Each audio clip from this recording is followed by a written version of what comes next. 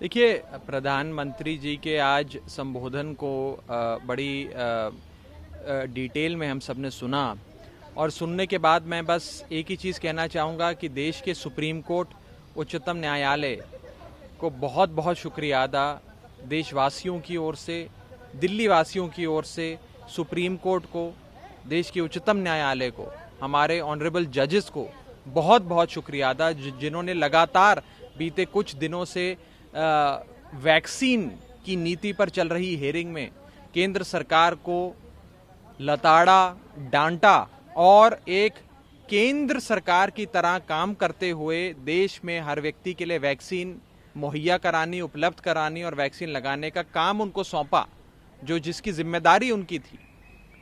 अंततः supreme court की डांट खाने के बाद केंद्र सरकार होश में आई है, अपनी कुंभकर्णी निद्रा से जागी है और फाइनली केंद्र सरकार ने सुप्रीम कोर्ट की डांट खाने के बाद अब ये कदम उठाया है। इस कदम का स्वागत है।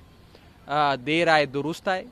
और ये भी कहना चाहूँगा कि लगातार विपक्ष की जो मांग थी, दिल्ली की भी जो मांग थी, वो यही थी कि नेशनल इम्यूनाइजेशन कार्यक्रम जो इस देश में पीढ़ियों से चलता आ रहा है, उसी तर्ज पे वैक्सीन का कार्यक्रम भारत देश में चलाया जाए, जिसमें केंद्र सरकार एक सेंट्रल एजेंसी बनकर सारी वैक्सीन खरीदती है और फिर राज्यों को उपलब्ध कराती है। राज्य उस वैक्सीन को लगाते हैं और एक एक व्यक्ति को राज्य के भीतर लगाने का काम राज्य सरकार का होता है। सबका काम बटा हुआ है।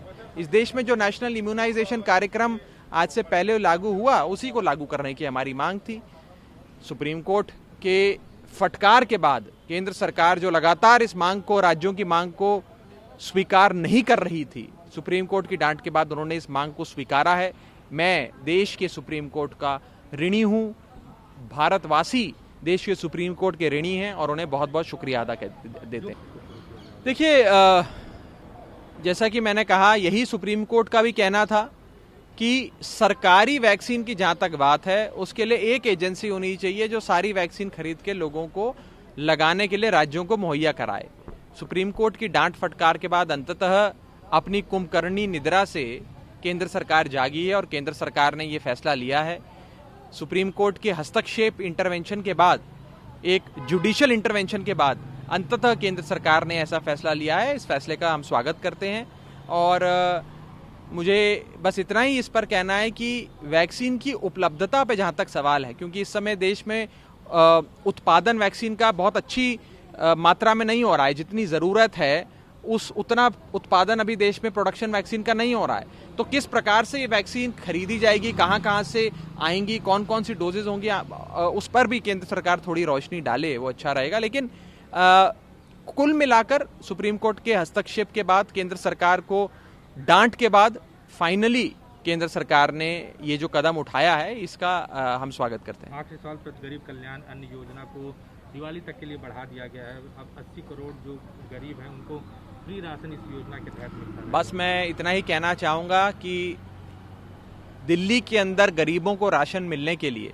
अरविंद केजरीवाल जी ने जो राशन की होम डिलीवरी की योजना शुरू करी है, उस योजना को केंद्र सरकार, भारतीय जनता पार्टी की प्रचंड बहुमत की 56 इंच वाली सरकार ना रोके।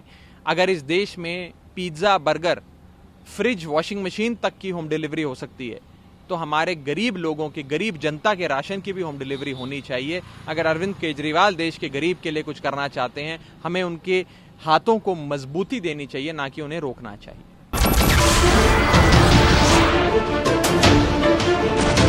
नमस्कार, मैं हूं मानक गुप्ता।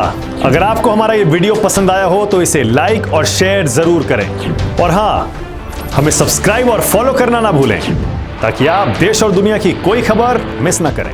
तो जुड़े रहिए हमारे साथ और देखते रहिए न्यूज़ 24।